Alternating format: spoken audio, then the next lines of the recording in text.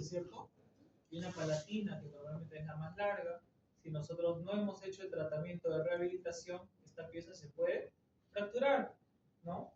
Va a tener un tratamiento de endodoncia. Entonces, yo no voy a poder ingresar con mi forceps para poder retirar la pieza dentaria en bloque.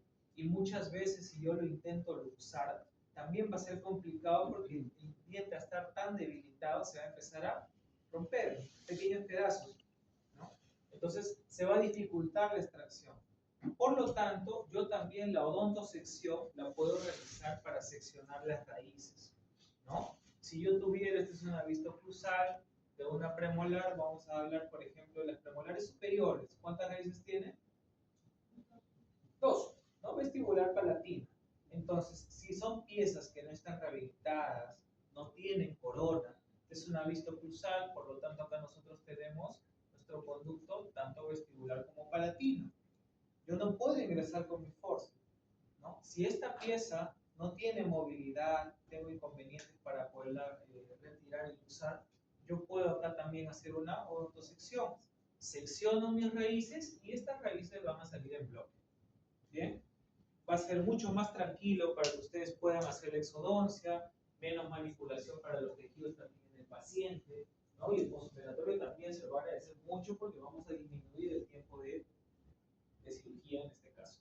Ahora, las exodoncias, ¿no? Dentro de la lista de materiales, nosotros también tenemos los elevadores o botadores que van a tener una angulación diferente dependiendo de la pieza que nosotros vamos a extraer, si es anterior, si es posterior, si vamos a iniciar o ya estamos mucho más avanzados con la extracción, y también la posición de estas piezas.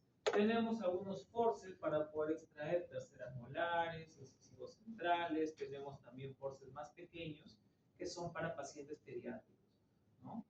Ahora, otro punto también importante, nuestras piezas de mano, ¿no? Estas piezas de mano que deben tener una buena refrigeración. Todos tienen piezas de mano, eso sí tienen, ¿no? ¿Cuántas salidas tienen, por ejemplo, sus piezas de mano? ¿O solo han visto si es de color rosado, si es de color negro?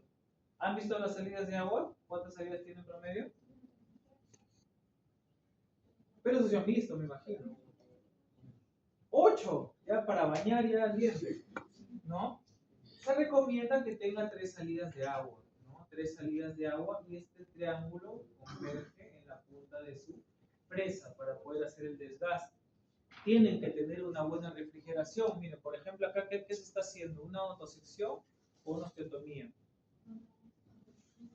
Acá sería una odontosección, porque miren, esta es la corona, acá se ha seccionado la corona, ¿no?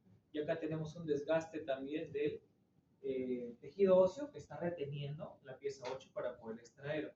Tienen que tener buena refrigeración, no se trata que ustedes terminen la universidad y siguen con sus fresas, ¿no? De sexto, séptimo ciclo, esta fresa me acompañó 1000 batallas, ¿no?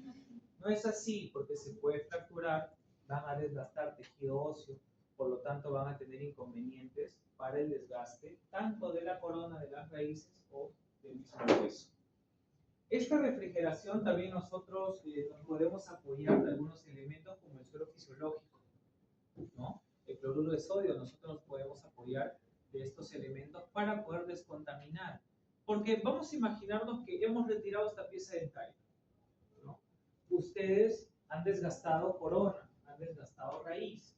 Como han desgastado estas estructuras, con sus presas van a quedar esquirlas, ¿no? Pequeñas partículas que pueden quedar adyacentes al alveolo o al espacio que está sin la pieza dentaria. Y eso probablemente puede causar inflamación también. Son cuerpos extraños, nuestro organismo detecta un cuerpo extraño y tenemos edema, tenemos inflamación. Más el desgaste que ustedes han realizado, más inflamación todavía. ¿Bien? Tienen entonces que priorizar el tema de la refrigeración de sus piezas de mano. Ahora, eso lo voy a enseñar después. Luego también nosotros tenemos el tratamiento cavitario. Ustedes retiraron la pieza dentaria y necesitamos ver cómo está nuestro alveolo, cómo hemos dejado ese tejido en boca. No se trata que ustedes sacan la pieza dentaria, se toman la foto a veces, ¿no? Lo hice. Y el paciente está mutilado, sangrando, ¿no? ¿Cómo queda ese reborde? Nosotros tenemos que ser muy conservadores en el momento de la extracción, porque siempre al momento de hacer una extracción nosotros vamos a tener como consecuencia reabsorción. Ustedes tienen que ser lo más conservadores posibles en los tejidos orales, sí, para que se reabsorba en menor cantidad. Igual va a haber un grado de reabsorción, pero no va a ser tan severa. Y por ejemplo, nosotros desgastamos bastante tejido innecesario. Para ello tenemos algunos instrumentos como las pinzas, uretas para el alveolo, limas para hueso y pinza, gubias o alveolo.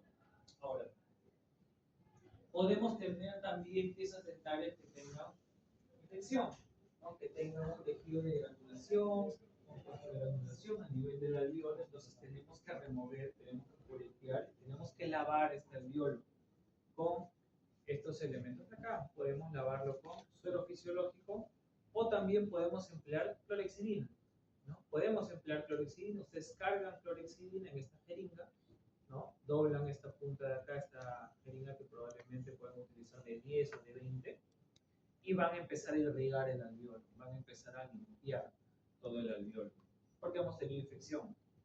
Lo mismo con estas gubias o alveolótomo. Por ejemplo, cuando se hacen extracciones, y sobre todo extracciones dentales seriadas, miren acá se ha extraído 3 piezas dentales, ¿no? Acá tenemos mis crestas óseas, ¿no? Estas crestas pueden quedar irregulares. Miren acá, se han retirado estas 2 piezas dentarias y miren esta cresta, está irregular, ¿no? En algunas ocasiones termina en punta también. ¿Cuál va a ser el problema ahí? Por ejemplo, se hace la extracción, este reborde termina irregular, ustedes suturan y posteriormente a la sutura el paciente se rehabilita, por lo tanto acá colocan una prótesis. Entonces, ¿qué pasa si el paciente le dice, doctor, doctora, cuando toco acá me duele? ¿Qué le van a decir? No, disculpen, voy a tener que volver a abrir, desgastar un poquito de hueso, regularizar. No, por eso ustedes cuando hacen extracciones, y sobre todo extracciones seriadas, tienen que palpar ese reborde óseo para poderlo regularizar. O sea que así ustedes suturan y eso cierra de una mejor manera, mucho más homogénea. Y cuando el paciente utilice su prótesis, no va a tener dolor, sino van a tener que volver a regularizar, hacer una incisión, abrir un colgajo, desgastar el tejido óseo, regularizarlo. ¿Sí? ¿Sí? Luego de ello también va a venir la sutura, ¿no? Porque se ha hecho un colgajo, se ha hecho un corte. Ahora nosotros tenemos diversos tipos de hilo, ¿no? Eso lo vamos a ver ya más adelante, si no me equivoco, en la semana 14, me parece. Vamos a ver algunos puntos sobre la sutura y también técnicas de sutura. Nosotros tenemos nylon, seda negra, ácido poliglicólico, ¿no? Que es reabsorbible. Por ejemplo, si yo, imaginémonos, hiciéramos una frenectomía de repente, ¿no? Igual, si yo, por ejemplo, utilizo seda negra, ¿no? ¿Va a acumular placa? Sí. Y otro también que yo tengo que verlo al paciente en una reevaluación para poder retirar la sutura, ¿no? Y por lo tanto es volver a causarle un ligero dolor al paciente, sobre todo si es un paciente pediátrico. Pero si yo tengo hilos reabsorbibles, los puedo utilizar, sobre todo con pacientes pediátricos, para que no tengan un dolor posterior al tratamiento. Los tipos de suturas también, que eso vamos a practicar, ¿no? Tenemos subpuntos simples, en X, continuo, colchonero vertical, colchonero horizontal, porque nos va a ayudar a afrontar de una mejor manera los tejidos, por ejemplo, estos puntos en X, ¿no? Cuando nosotros tenemos extracciones dentales que necesitan una cicatrización pronta, porque de repente hemos desgastado mucho tejido, más adelante van a escuchar algunos hemostáticos, entre ellos tenemos esponjas y colágeno, que nos van a ayudar a que cicatrice mejor el tejido. Yo la puedo colocar en el alveolo, hago mi punto en X y la estructura va a quedar inmersa debajo del punto, pues no se va a salir. O pacientes, por ejemplo, que tienen que hacerse extracciones seriadas. Imaginémonos un paciente que se va a extraer desde la pieza 1-3, 2-3 hasta la 2-3. No voy a matarme acá haciendo puntos simples, ¿no? Probablemente necesitaré un tipo de sutura que me ayude, número 1, a disminuir el tiempo clínico y número 2, también a afrontar mejor los tejidos.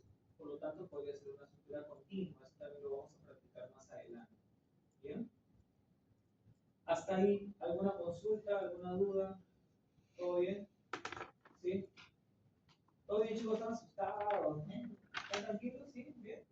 Listo, ahora sí se van a asustar entonces, porque van a entrar a la parte de inervación y relación de dos maxilares con el octavo. Listo, cambiamos acá ahí. Anatomía, inervación y dilación de piezas dentales. Bien, vamos a recordar también porque es importante nosotros tener en cuenta siempre la anatomía de los huesos sobre los que trabajamos, que son el hueso de la mandíbula y el hueso maxilar. Bien, entonces vamos a comenzar primero con el hueso de la mandíbula. Bien, primero, la mandíbula, ¿cuántas partes tiene? ¿Cuántas partes tiene la mandíbula? Vamos, lo vieron hace menos de 2 meses. 3. ¿Cuáles son? ¿Todo eso cómo se llama? Cuerpo y 2 ramas ascendentes. Perfecto. Entonces, el estudio de la mandíbula lo vamos a dividir en una cara externa y en una cara interna. Primero, en la cara externa del cuerpo, a nivel de las premolares, encontramos este agujero. ¿Cómo se llama? Mentoniano. ¿Qué pasa por ahí? El mentoniano. Perfecto.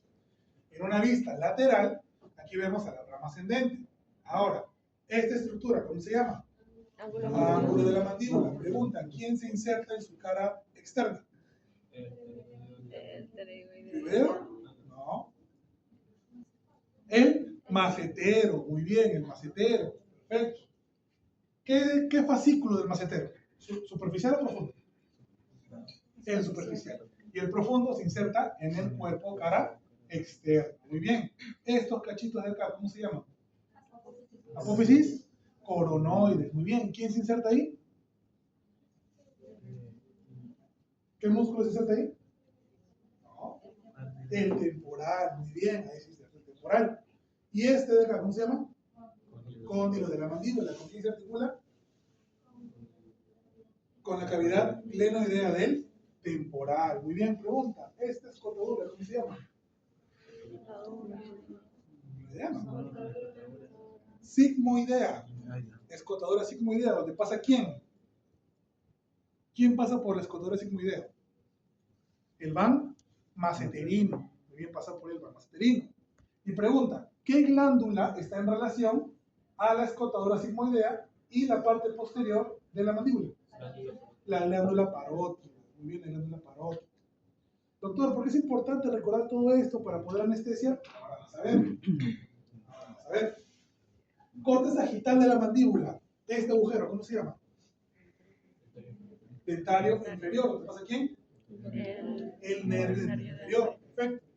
Esta espina de acá, ¿cómo se llama? Língula o espina de Spix, donde se inserta ¿qué ligamento? El esfeno mandibular. Muy bien. Ahora, ojo. Me adelanto un poco a la parte clínica, pero el ligamento esfenomandibular, ¿a quién está protegiendo? Al van dentario inferior. ¿Bien? Dato importante. Luego, por debajo, este canal, ¿cómo se llama?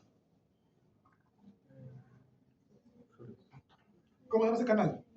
Canal miloioideo. Muy bien, donde está la arteria y el nervio miloioideo. Perfecto. Cara interna del ángulo de la mandíbula. ¿Quiénes se insertan? Un músculo y un ligamento. ¿Qué músculo se inserta ahí? Ahí sí, el pterygoideo interno. Muy bien. ¿Y qué ligamento? Estilo mandibular. Muy bien. Listo. Mira, esta línea de acá, ¿cómo se llama? Donde se inserta el músculo miloioideo. Línea miloioidea. Muy bien. Ahora, por encima de la línea miloioidea, esta fosa. ¿Cómo se llama? ¿No? Tienes una fosa por arriba y una fosa por abajo. La fosa que está por debajo, la fosa submandibular, donde se apoya la glándula submandibular, y la que está por arriba, la fosa sublingual. Perfecto. Ahora, otra pregunta importante. Otra estructura importante, perdón. ¿Qué ligamento se inserta en la línea miloioidea a nivel de la tercera molar inferior? Aquí. ¿Qué ligamento se inserta ahí? El estilo mandibular es en la el esfenomandibular es en la língula. A nivel de la línea oblicuo interna, la línea miloioidea, a nivel de la tercera molar. Aquí. Ligamento pterigomandibular. Bien, el ligamento pterigomandibular. Los 3 ligamentos son accesorios del ATM. y tienen relevancia clínica porque vas a usarlos como referencia para poner anestesia. Si no recordamos todas estas estructuras, cuando abran la boquita de tu paciente o la de ustedes en la semana 6, no van a saber dónde están parados. Entonces, hay que recordar estas estructuras. Bien. Luego, ¿qué más tenemos que recordar? Tenemos que recordar los músculos que están en función de la boca. Bien. Recordemos, este músculo de acá, ¿cómo se llama? El que te permite arrugar el mentón. Músculo orla del mentón, mentoniano. Este de acá que tiene forma de cuadrado, cuadrado de la barba. Y este músculo de forma triangular de los labios. Muy bien. Este músculo de acá de fibras circulares, ¿cómo se llama? Orbicular de los labios. Perfecto. Ahora, ¿por qué es importante que yo me aprenda o recuerde el origen e inserción de todos estos músculos?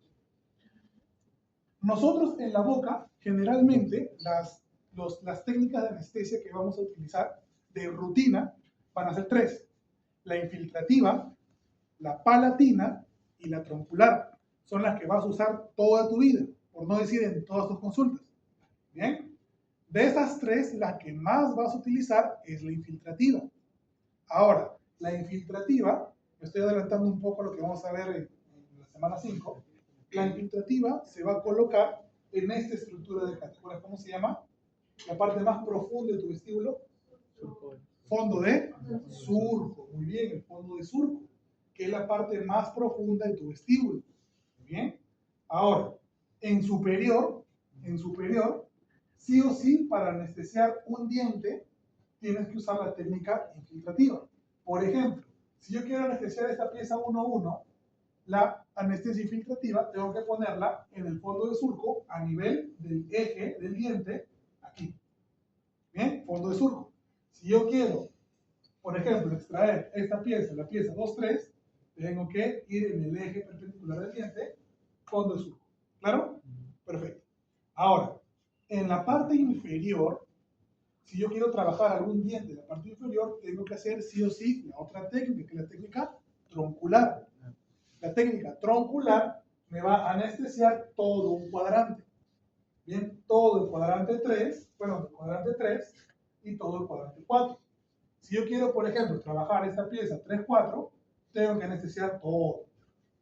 Bien, ahora, en inferior sí o sí es troncular. Y en superior es infiltrativa y por el paladar, palativa. Ahora, nosotros podemos reforzar la anestesia troncular en inferior con una infiltrativa. Bien, más no podemos sustituir la troncular por la infiltrativa. ¿Se entendió eso? Perfecto. Listo. Entonces, regresando nuevamente a recordar las estructuras. ¿Por qué es importante que yo reconozca el fondo de surco y por qué es importante que yo me acuerde de los músculos que rodean a la boca? Porque, ¿qué pasa si yo en vez de poner la anestesia, por ejemplo, acá, quiero curar esta cara y de acá? Anestesio fondo de surco aquí, pero en vez de anestesiar el fondo de surco, me voy más anterior. ¿A quién crees que voy a anestesiar? Al músculo orbicular y al borla del mentón. Entonces, ¿qué pasa si yo en vez de anestesiar el fondo de surco, anestesio el músculo? ¿Qué va a pasar? ¿Qué crees que va a pasar con el paciente? Uno, que le va a doler. ¿No? Uno, que le va a doler. ¿No? Cuando vas al médico porque te enfermas, hago motivos, te mandan tu inyección en el glúteo mayor. ¿Acaso no te duele cuando tengan un músculo? Igualito, al paciente le va a doler. 1. Y 2, ¿el diente se va a anestesiar? No, se anestesia el diente. Si anestesias el músculo, ¿qué pasa con el músculo? Se cae. ¿No? Se cae. Entonces, si usas lidocaína, vas a anestesiar ese músculo por 4 horas y si usas mifecaína por 1 hora. Entonces, es importante que recuerdes que la anestesia se pone en el fondo de surco. ¿Bien? Luego, seguimos recordando. Esto, ¿cómo se llama? Esto y estos son los frenillos labiales. Abajo tenemos frenillos labiales inferiores y arriba tenemos frenillo labial medio y frenillos labiales superiores laterales. Muy bien. Pregunta. ¿Qué pasa si yo, por ejemplo, quiero trabajar esta pieza 3-4? Justamente coincide con que en su eje perpendicular en el fondo del surco está el frenillo. Pregunta. ¿Yo voy a hincar el frenillo? ¿Puedo hacerlo? ¿De qué puedo hacerlo? Puedo hacerlo. El que se va a anestesiar la pieza se va a anestesiar. Pero ¿cuál es la gran contra? Es que el frenillo es rígido, fibroso. Por ende, cuando lo pinche, ¿va a doler más? Va a doler más. Entonces, ¿qué es lo que tengo que hacer? O irme un poquito hacia anterior o irme un poquito hacia posterior. Pero nunca pincho el frenillo. Nunca. ¿Bien? Si tú tienes una muy buena mano y al momento de poner la anestesia lo haces despacito, la infiltrativa no se siente nada, nada, nada. Pero si optas por ponerlo en el frenillo, de todas formas le va a doler y le va a doler regular. Bien, entonces, a evitarlo. Bien, listo. Seguimos recordando estructuras. Miren acá, este músculo, ¿cómo se llama? Pterygoideo interno. Muy bien, el pterygoideo interno. Ahora mira, medial al pterygoideo interno voy a encontrar al ligamento esfenomandibular, al nervio dentario inferior y al nervio lingual. Bien, ahora, yo cuando hago una anestesia inferior en la mandíbula, ¿qué anestesia, qué tipo de técnica uso? Troncular. Cuando digo troncular, es que yo quiero llegar con mi aguja aquí, justo por delante de la espina de Spitz. Aquí quiero llegar con mi aguja. ¿Para qué? Para anestesiar al dentario inferior, para anestesiar al lingual y para anestesiar al bucal. Entonces, yo anestesio esos tres nervios con la técnica troncular. ¿Y qué voy a anestesiar? Todo el cuadrante, tanto su mucosa vestibular, como su mucosa lingual, como su raíz alveolo y periodonto. ¿Bien? Listo. Entonces, si yo quiero llegar aquí, aquí no está el músculo pterygoideo interno, porque el pterygoideo interno está tapando todo esto. ¿No? Y aquí lo estás viendo. Mira, el pterygoideo interno tapa donde yo quiero llegar con mi aguja, con la punta de la aguja. ¿No? Entonces, si te das cuenta que el paciente tiene la boca cerrada. Y en esta muestra, mira, estamos viendo el pterygoideo interno y acá está el nervio dentario inferior, pero como la boca está cerrada, yo no puedo acceder a hacer una correcta anestesia troncular. Entonces, para yo poder hacer una correcta anestesia troncular, ¿cómo tiene que estar el paciente? Con apertura máxima, ni siquiera una apertura moderada, una apertura máxima, para que se vean todas las estructuras. Ahora, cuando el paciente abre, este músculo se tensa, muy bien, se pone más hacia posterior y ahí me va a liberar el agujero dentario inferior donde quiero llegar con mi anestesia. ¿Claro? Importante, si el paciente no abre bien, muy bien, yo puedo hincar al pterygoideo interno. Ahora, ¿quién tiene más volumen? ¿Los músculos de la boca o el pterygoideo interno? Entonces, si yo pincho el pterygoideo interno, ¿qué crees que va a pasar con el paciente? ¿Qué se le va a dificultar hacer al paciente? Abrir la boca. ¿El pterygoideo abre la boca? ¿Cuál es la posición del pterygoideo? ¿Qué hace? ¿Desciende la mandíbula? ¿Seguros? ¿Qué hace? Eleva la mandíbula cuando se contraen los dos, y cuando se contrae solo uno, ¿qué hace? Lateralidad. Entonces, el paciente va a tener dificultad para cerrar la boca y para lateralizar. Ese síntoma se llama trismus. Le vamos a generar un trismus al paciente. Muy bien, cuando tiene dificultad para abrir o cerrar la boca. Bien. Y además que le va a quedar doliendo, ¿no? Porque es un músculo que tiene mayor volumen, ¿no? Entonces tenemos que evitar eso y que el paciente abra grave. Bien. Listo. Seguimos.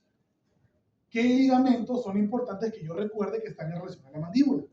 Primero, este ligamento, ¿cómo se llama? Estilo mandibular. Bien, no tiene que ver con la anestesia, lo presento ahí a manera recordatoria. Este sí tiene que ver con anestesia. ¿Cómo se llama? Se origina en la espina de la esfenoides y se inserta en la espina Spitz. ¿Serio o no? Esfenomandibular. Y su chamba del esfenomandibular es proteger al pan dentario inferior. Dato importante.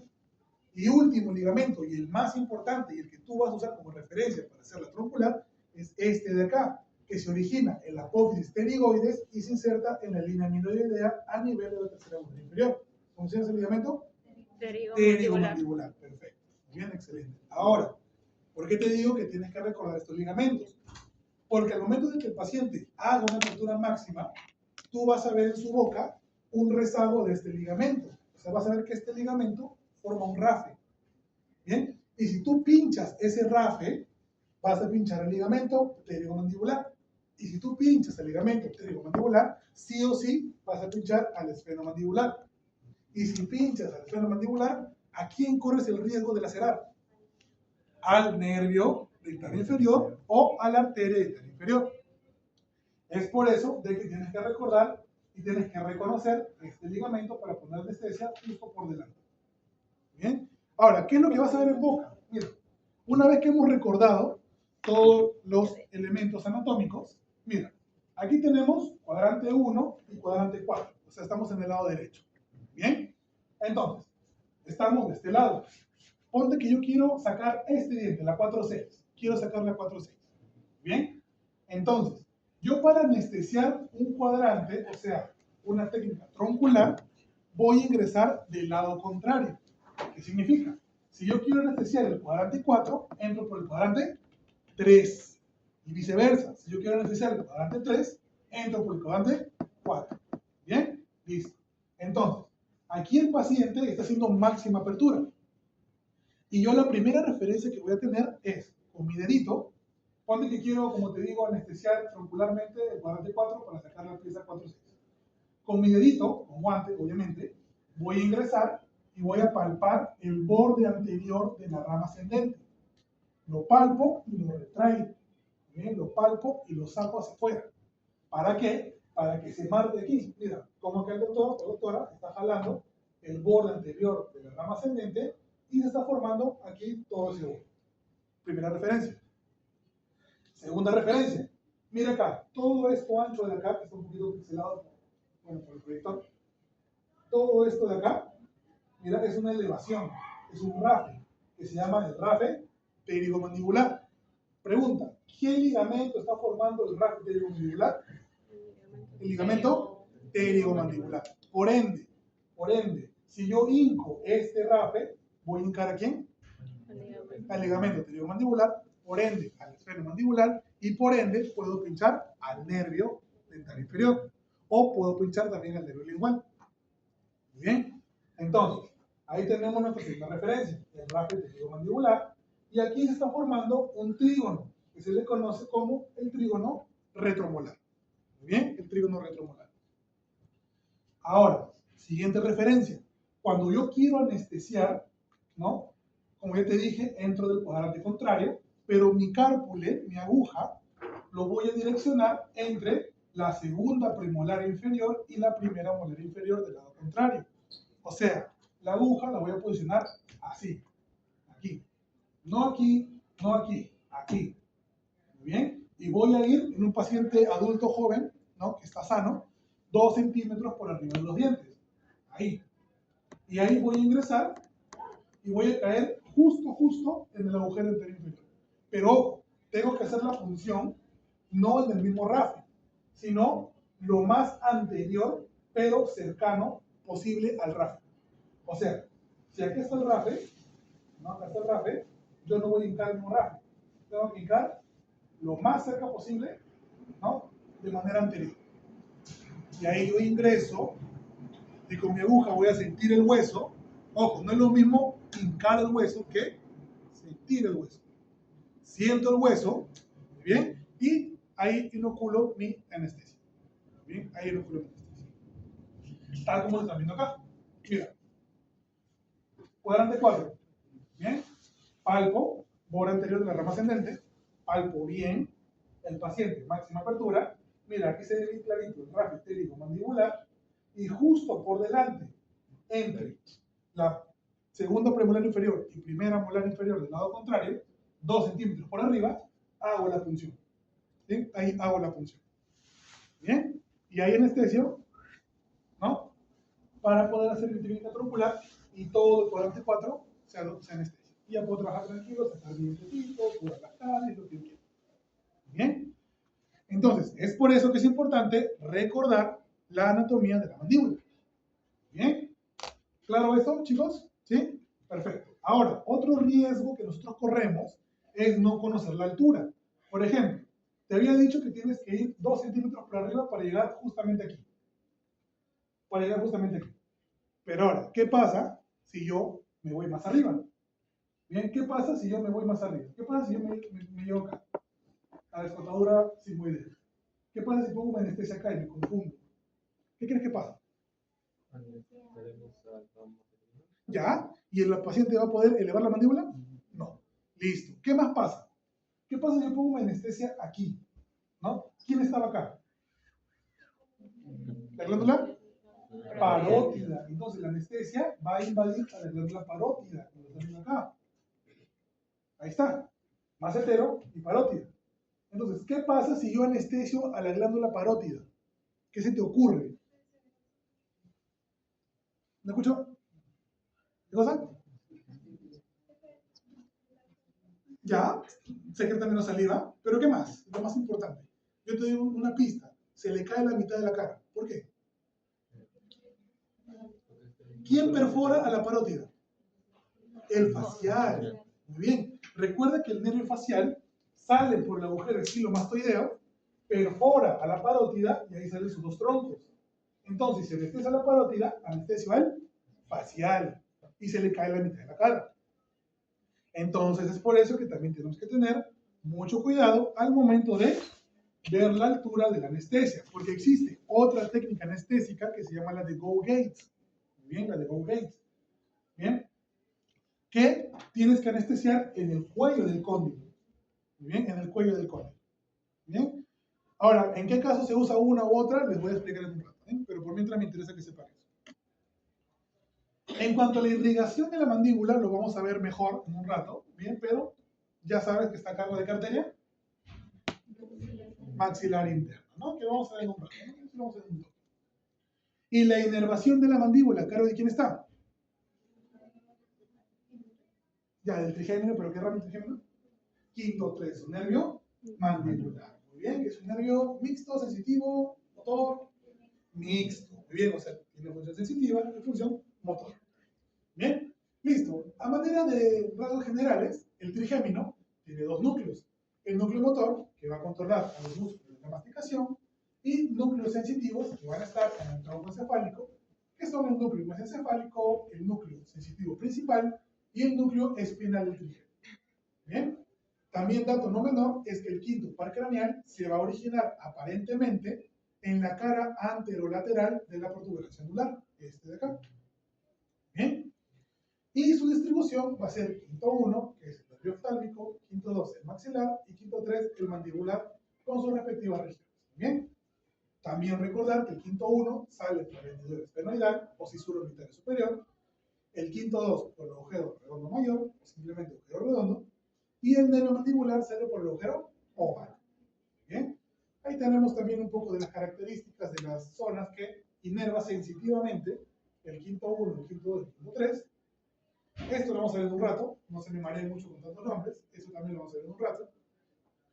Y aquí, miren, nosotros cuando queremos anestesiar de manera troncular en la parte inferior, entonces te dije que vamos a ingresar y vamos a llegar hasta acá, aquí. Entonces, haciendo esta punción hasta aquí, yo voy a anestesiar al nervio dental inferior y al nervio lingual. ¿Por qué al bucal no? Porque el bucal viene de mucho más arriba y de mucho más posterior. Y luego viene a hacer su chamba en la mucosa vestibular. Entonces, yo al momento de poner una troncular, puedo hacerlo de dos formas. Puedo usar la troncular directa o la troncular indirecta. La troncular indirecta es que yo ingreso con la aguja, como ya les enseñé, anestesio 2/3 del cartucho, o sea, el cartucho de anestesia, le inoculo 2/3, muy bien, y ahí voy a anestesiar al dental inferior y al lingual. Y para anestesiar al bucal, con la técnica indirecta, yo sin sacar la aguja, voy a hacer un quiebre para ponerme paralelos al diente del dedo cuadrante que quiero anestesiar. Entonces, quiebro la aguja y ahí inoculo el tercio restante. Y ahí voy a anestesiar al nervio bucal. Bien, retiro la aguja y listo. Espero 4 minutos que haga efecto la anestesia y chambeo. Esa es la técnica indirecta. Y la técnica directa es que yo ingreso, anestesio igual al dental inferior y al lingual, retiro la aguja, cambio el cartucho, cambio a una aguja corta, porque la troncular es con anestesia con aguja larga, y la palatina y la infiltrativa es con aguja corta. Bien. Cambio la aguja larga a una aguja corta y hago una anestesia infiltrativa por vestibular de la tercera molar inferior para anestesiar el nervio bucal. Bien. Ahora, ventajas y desventajas. La ventaja de la troncular indirecta, que es la que yo uso, la que a mí me gusta, es que no gasto doble anestesia, no gasto doble aguja y al paciente no lo hinco 2 veces. Bien. En cambio, el riesgo es que tú al momento de hacer el quiebre o se fracture la aguja y se quede adentro, o que al momento de hacer el quiebre muevas la punta de la aguja y lesiones alguno de estos nervios. Es el riesgo. Bien. Y la troncular directa, bueno, te aseguras que eso no pase, pero hincas 2 veces al paciente y gastas 2 cartuchos y 2 agujas. Depende de ustedes cuál quieren usar. Yo en lo personal me gusta más la troncular indirecta, pero últimamente yo uso la de Go Gates, ¿no? Que es esta que les digo. La anestesia de Go Gates, la troncular de Go Gates, es que yo tengo que llegar con mi aguja larga hasta el cuello del cóndilo. Yo, en vez de irme 2 centímetros por arriba para llegar acá, me voy 5 centímetros, pero entro hacia distal de la primera molar para llegar aquí. Porque aquí están juntitos el lingual, el dentario inferior y el bucal. Entonces yo aquí anestesio los 3 y sin hacer quiebre y sin hacer tanta cosa, retiro y listo. Ya está anestesiado todo. Ahora, ustedes no van a hacer Go Gates. Ustedes tienen que comenzar con troncular. ¿Por qué? Porque aquí corro más riesgo de, primero, que la aguja le salga por la escotadura sigmoidea de afuera, corro el riesgo de anestesiar el macetero, a la parótida, incluso el pterigoideo externo, que se inserta acá en la fosa pterigoidea, ¿no? Entonces, ustedes no van a hacer eso por ahora. Seguramente en sus cursos de cirugía bucomaxilofacial puede ser. Pero aquí vamos a aprender infiltrativa y troncular. Y quiero que el Go Gates te solucione la vida. Es una técnica que ya la aprendí y nunca la hice. Listo. Y finalmente, acá tengo referencias al momento de poner la troncular. En un paciente pediátrico voy a ingresar al ras de los dientes. En un paciente joven adulto voy a ingresar de 1,5 centímetros a 2 centímetros. Y en un paciente edéntolo total del reborde alveolar de 2,5 centímetros a 3 centímetros. Bien. Listo. Y eso es todo lo que tenemos que recordar en cuanto a mandíbula. Bien, en cuanto a mandíbula, es todo lo que tenemos. ¿Qué tiene? ¿Cuántas partes tiene el maxilar? ¿Cuántas apófisis tiene el maxilar? 3, 2, 1, 4. Muy bien. Esta que tiene forma de pirámide, ¿cómo se llama? Apófisis piramidal. Esta que asciende. Apófisis ascendente. Esta que está en relación a las eminencias alveolares. Apófisis alveolar. Y la que está por dentro, que no se ve, que se articula con el hueso palatino. Ahora sí, apófisis palatino. Muy bien, apófisis palatino. Ahora, el hueso maxilar es un hueso par de la cara. Muy bien. Que vamos a encontrar en su parte más anterior a este agujero. ¿Cómo se llama? Agujero infraorbitario. ¿Qué pasa por ahí? El van infraorbitario. Perfecto. Seguimos por acá. Igual tenemos que recordar todos estos músculos, sobre todo los músculos elevadores del labio superior. El orbicular de los labios ya lo conoces. Este de acá, ¿quién es? Que tiene una porción para el ala de la nariz y una porción para el labio superior. ¿Elevador qué? Común del ala de la nariz y labio superior. Este de acá, que es exclusivo del labio superior. Elevador propio del labio superior. Estos dos que se originan en el hueso cigomático. Este de acá, ¿quién es? Transverso alternativo. Cigomático menor y cigomático mayor. Perfecto. ¿Listo? Entonces, nuevamente te digo, tienes que recordar estos músculos porque la anestesia infiltrativa es la que tú vas a usar en vestibular de las piezas superiores. ¿Bien? Ahora, una técnica troncular para inferior que anestesia las 3 superficies del diente: mucosa lingual, mucosa vestibular y raíz alveolar periodonto. En el caso de superior, la anestesia infiltrativa que pones por vestibular te va a anestesiar la mucosa vestibular y la raíz y alveolar periodonto de los dientes. Pero solo de un solo diente que vas a trabajar. Por ejemplo, acá se está queriendo trabajar esta pieza de acá, la 1,4. Mira, recordemos que para poner anestesia infiltrativa tenemos que ponerla en el fondo del surco, en el eje perpendicular del diente. Pero mira, coincidentemente ahí está el frenillo. Entonces lo pongo un poquito más atrás o un poquito más adelante. ¿Bien? De preferencia ponerlo más atrás porque por difusión y perfusión la anestesia va a llegar hasta por acá. ¿Bien? Listo. De igual forma, solo ingresamos con el bisel de la aguja. Eso lo vamos a ver más adelante cuando ya hablemos netamente de anestesia. ¿Bien? Listo. Esta estructura de acá, ¿cómo se llama? El seno maxilar. ¿Cuál es su función del seno maxilar? ¿Qué produce? Y en general la función de todos los senos paranasales. ¿Qué producen? Moco. Producen moco. ¿Para segregarlo dónde? En las fosas nasales. Perfecto. Entonces, ¿quién se relaciona con el seno nasal? Las raíces de quién? Con el seno maxilar, perdón. Las raíces de los dientes posterosuperiores. ¿Bien?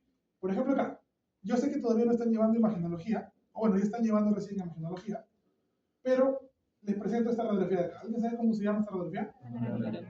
Una radiografía panorámica. Muy bien. Que a mí me sirve, valga la redundancia, como panorama para ver específicamente en dónde tengo que ahondar más. Por ejemplo, esta panorámica me dice que tengo que sacar una tomografía aquí, peripicales aquí y tomografías acá. ¿No? Pero lo que quiero que entiendas con esto es que, mira, identifiques esto de acá. ¿Logras ver esto qué es?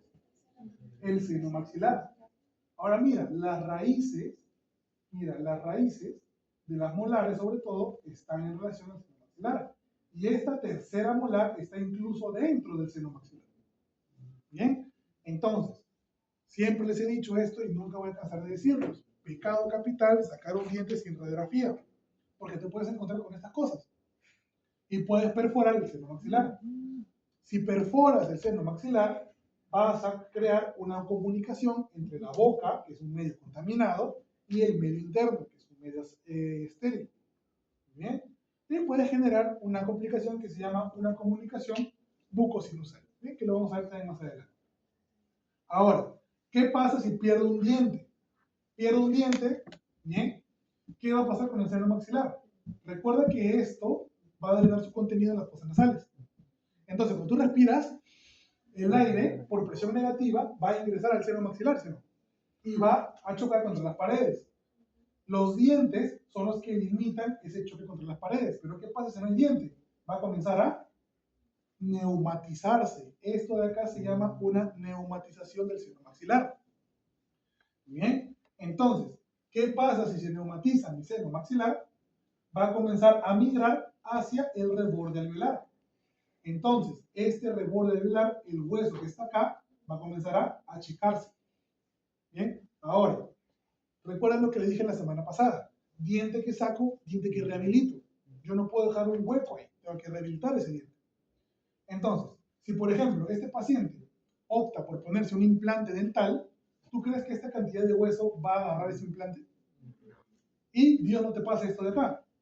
Mira, el seno maxilar neumatizado y el implante bien agarrado al seno maxilar. Pregunta, ¿esto es una iatrogenia o una negligencia? Es una negligencia. Se pudo haber evitado. En cambio, las iatrogenias a veces son inevitables. ¿No? Esa es la diferencia. Entonces, esto es una negligencia. Bien, justamente por lo que te estoy comentando. Bien, y esto es en relación a la parte vestibular y la parte del seno maxilar. En la parte del paladar, bien, tenemos que recordar algunas estructuras. Por ejemplo, esto, ¿cómo se llama? Agujero nasopalatino. Este de acá, agujero palatino mayor y estos, palatino menor. Muy bien, listo. Ahora, ¿quién sale por este de acá? El nasopalatino, por acá. Van palatino mayor y por acá. Van palatino menor. Perfecto. Ahora, en relación a la mucosa que la reviste, muy bien, vamos a encontrar esto de acá. ¿Cómo se llama?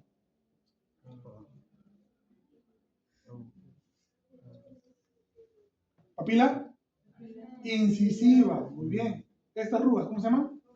Unas palatinas y este rafe medio, perfecto. Ahora, yo cuando quiero trabajar un diente superior, ¿qué te digo?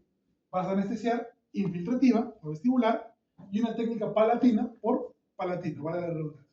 Bien, entonces, ¿cómo se pone una anestesia palatina? Primero tienes que tener en cuenta cómo es la anatomía del paladar. Primero, la anestesia palatina se va a poner más o menos 3 milímetros lejos del margen gingival. Específicamente tienes que proyectar dónde está el ápice del diente. ¿Te acuerdas que es el ápice del diente? ¿No? Es la punta de la raíz. Entonces, más o menos, si yo quiero chambear, por ejemplo, esta pieza 1.5, veo por acá, perdón, 2.5, veo por acá en la raíz, termina más o menos por acá, el ápice está más o menos por acá, aquí hago la punción. Bien, aquí hago la punción. Ahora, ¿qué pasa si quiero trabajar esta pieza 2.3? ¿Dónde está el ápice? Uy, justo está en la ruga palatina. ¿Pincharé la ruga palatina? ¿Por qué? Es un tejido fibroso. La mucosa palatina es queratinizada. Entonces, si de por sí la técnica troncular solo el paciente va a sentir cuando la anestesia entra y la anestesia infiltrativa, el paciente, si tiene buena mano, no va a sentir absolutamente nada, la técnica palatina sí o sí el paciente lo va a sentir. Bien, sí o sí lo va a sentir. ¿Por qué? Porque de por sí cuando entras con la aguja tienes que hacer un poco más de fuerza porque la mucosa es mucho más dura. Y dos, esta mucosa se encuentra pegada al hueso. Y cuando tú inocules la anestesia, esa mucosa se va a desprender, se va a despegar. Y ese desprendimiento es lo que molesta tener al paciente. Entonces, siempre que vas a poner anestesia palatina, le avisas al paciente, ¿sabes qué? Este sí le vas a sentir un poquito más. ¿Bien? Ahora, si de por sí la mucosa es queratinizada y adherida y fibrosa, las arrugas palatinas y la papila incisal son mucho más.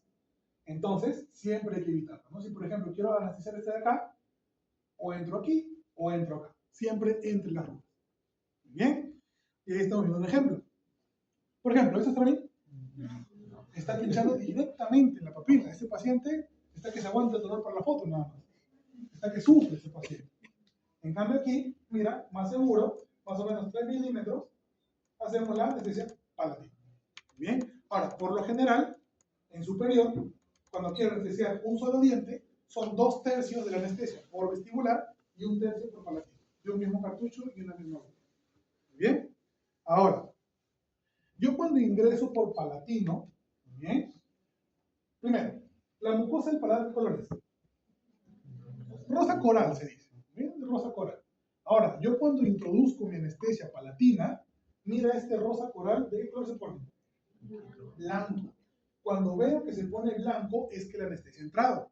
Si es que yo no veo que se pone blanco, la anestesia no ha entrado. No estoy haciendo mucha fuerza o ingresé mal. Ahora, este signo clínico que se pone blanco se llama isquemia. Cuando yo veo isquemia en mi paladar, cuando estoy ingresando anestesia, es que estoy haciendo una técnica. Pero ahora, la isquemia tiene que ser máximo de 2 milímetros alrededor de la aguja. Aquí, mira la isquemia hasta dónde está llegando. ¿No? Ahora, esto puede generar necrosis. Si tú haces demasiada isquemia al momento de anestesia, al momento de poner la anestesia, perdón, tú puedes generar necrosis. Si generas necrosis, básicamente al paciente lo fregas. ¿Bien? Listo. Entonces, todo esto no les digo con el fin que se asusten, sino que tienen que tener en cuenta varias cositas, porque no es solo pinchar por pinchar. Tienen que recordar la anatomía, la fisiología, la histología y todas las guías que han visto en todo el primer ciclo, segundo ciclo. ¿Bien? Ustedes van a aplicar entre ustedes, exactamente. Entre ustedes van a hacer. ¿Muy bien? No va a salir mal. Nunca ha salido mal nada hasta ahora. Así que no se preocupen. Bien, ahora, como te digo, la irrigación de todo el maxilar y toda la mandíbula va a estar dada por la arteria maxilar interna, que tiene 15 ramas, lo vamos a ver en un rato. Lo vamos a ver en un rato. Este es el dibujo clásico que encuentra en la arteria maxilar interna. Y en cuanto al nervio maxilar, también lo vamos a ver en un rato.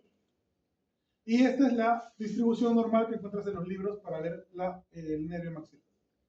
Bien, listo. ¿Alguna pregunta, alguna duda hasta ahora? Todo claro. Todo claro, perfecto. Vamos a ver el break. Ya vamos a ver el break.